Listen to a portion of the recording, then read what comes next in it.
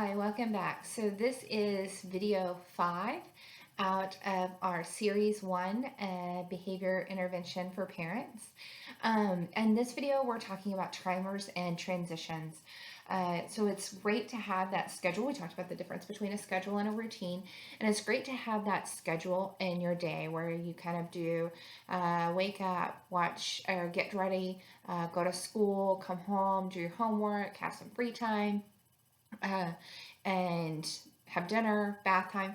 But between all of those different scheduled activities, a lot of times it's difficult to transition. How do you transition from snack time to homework time? How do you transition from free time to dinner time, from dinner time to bedtime?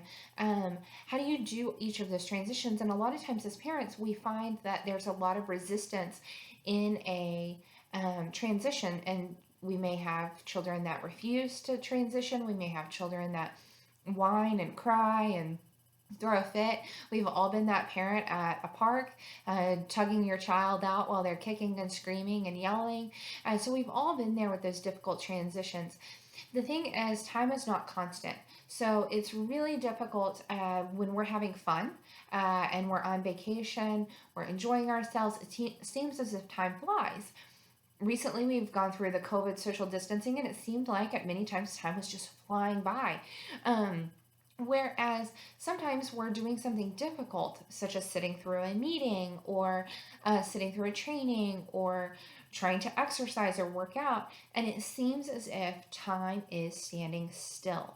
And those times it's really hard to persist. And so timers and transitions are not just good for going from preferred activities to non-preferred activities, but they're also good for maintaining and persisting in non-preferred activities and really putting effort forth. A lot of times when we do homework, we say, well, you're here until you're done. It may be easier, and we'll talk about this a little bit during prompting and breaks, is to have little breaks in there and not make it based on the activity, but make it based on time. You have so much time to work on your homework. So how do we do this? How do we ease these transitions? When you're looking at a transition and time, if you can use a timer of any sorts, and so maybe your timer is a visual timer on your app, and a visual timer is just a little timer where you can see the time is starting to tick down. Visual timers are great for children that don't understand the concept of time yet, but they can watch the timer. Some kids, though, they get fixated on the timer and they're just sitting there watching the timer. Is it done yet? Is it not yet? And they can't wait for the timer to be finished. And so then they get distracted by that. In those circumstances, another timer that they don't necessarily have access to looking at might be good. You can use your microwave timer, your kitchen timer, your cell phone timer. You can download an app as a timer. You can use your tablet. You can even go to your local dollar store and buy a dollar timer that is just for timing activities. What you want to do with this is you want to set the timer at the beginning of the activity. And so if you're going outside, you have 10 minutes or you have 30 minutes to play outside. This is how long we have for this activity. Set your timer. The biggest thing with timers is when the timer goes off, you have to end the activity and move on. Even if that means you have to unplug it, you pull the child out kicking and screaming, you pull them in kicking and screaming, you have to end the activity when the timer goes beep beep. End of story. Same goes for non-preferred activities. So if you need to read, set the timer. You need to read for 10 minutes. Set your 10-minute timer.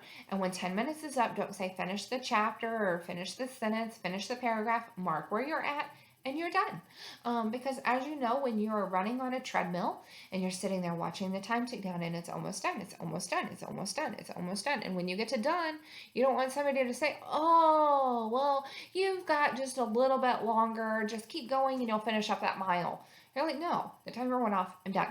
So stop the timer. Another big thing is transition warning. So as the timer is ticking down and you're getting close to the end, so if you give a child 30 minutes to do something, when you have 5 minutes before it's time to go in, you want to give 3 transition warnings. You use transition warnings for preferred activities and non-preferred activities. When you give those transition warnings, you have 5 more minutes, you have 3 more minutes, you have 1 more minute, and then you count it down. 10, 9, 8, 7, 6, 5, 4, 3, 2, 1. We're all done. Okay. Make sure that you count it down so that they know You are serious when it hits 1, okay? So 3 warnings, I promise you, if you use timers and you use transition warnings, both preferred and non-preferred activities will get better. The biggest hang up in this is if you don't follow through when the timer beeps. You have to follow through, okay?